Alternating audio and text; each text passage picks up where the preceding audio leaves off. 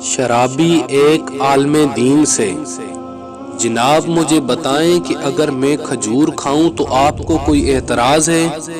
عالم: بالکل کوئی اعتراض نہیں۔ شرابی: اور اگر اس کے ساتھ کچھ جڑی بوٹیاں کھا لوں؟ عالم: کوئی رکاوٹ نہیں۔ شرابی: اور اگر ان میں پانی شامل کر لوں؟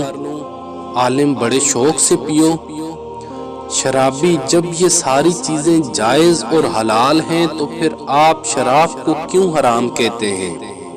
حالانکہ اس میں یہی تو ساری چیزیں ہیں جن کے کھانے اور پینے کی اجازت آپ خود دے رہے ہیں، یعنی کھجوریں، پانی اور جڑی بوٹیاں۔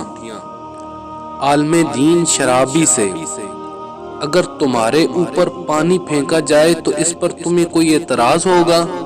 شرابی: ہرگز نہیں، پانی سے کیا فرق پڑتا ہے؟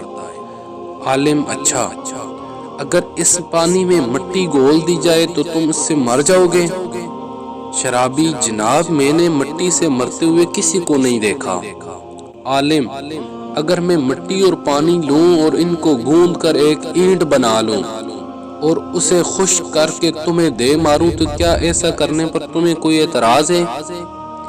شرابی: جناب اس سے تو آپ مجھے قتل کر دیں گے۔ عالم: شراب کا بھی یہی حال ہے۔